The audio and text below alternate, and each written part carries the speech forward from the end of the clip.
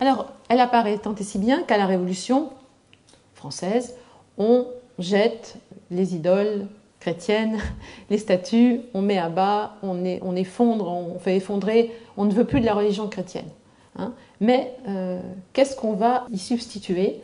On va y substituer pas seulement le culte de l'être suprême, mais on va voir à nouveau la déesse Isis ressurgir dans les fêtes ordonnées par Robespierre, puisque, alors j'ai passé un peu vite, mais il faudrait parler très longtemps, puisque n'oublions pas qu'au XVIIIe siècle, et la flûte enchantée en a un exemple tout à fait éloquent, Isis va ressortir dans les spéculations métaphysiques de la franc-maçonnerie, non seulement la maçonnerie égyptienne de Cagliostro, mais aussi dans la maçonnerie, on va dire, non pas égyptienne, et Isis est au centre de la flûte enchantée. On sait qu'il s'agit d'un récit initiatique avec le grand prêtre Zarastro, qui n'est autre qu'un prêtre d'Isis, et ce couple qui est le reflet, on va dire, humain d'Isis et d'Osiris, Pamina et Tanino, qui ne sont que le reflet de ce couple primordial et qui va traverser des épreuves, vous connaissez tous la flûte enchantée, jusqu'à triompher.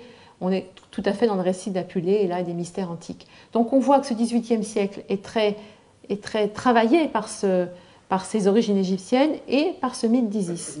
Ce n'est pas pour rien que les maçons se nomment les fils de la veuve, et qui est l'archétype, on va dire la figure archétypique de la veuve, c'est Isis, qu'on appelle Shentait, la veuve dans l'Égypte ancienne. Donc on voit bien que ce qui fait sens et qui refait surface, c'est encore cette veuve qui est Isis. Et dans les rituels maçonniques, notamment de maçonnerie égyptienne, elle est régulièrement invoquée.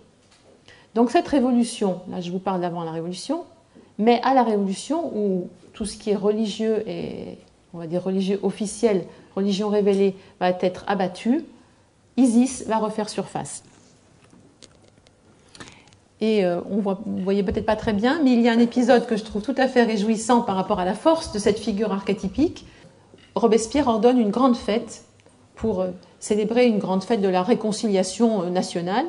Et que va-t-on élever sur le champ de Mars, ou non, sur la place de la Bastille, je crois? Oui, sur la place de la Bastille, sur les, non pas les ruines encore fumantes, parce que c'est quelques années après, de la Bastille, on va élever une fontaine. Une fontaine, devinez, une fontaine qui représente Isis. Isis entourée de lions, avec son émesse, vous savez, cette coiffe à rayures traditionnelle, et de ses seins coule une eau régénératrice. Et je trouve cette image tout à fait extraordinaire dans une période qui se veut très laïque, très républicaine, très révolutionnaire. Qu'est-ce que Robespierre demande au peintre David?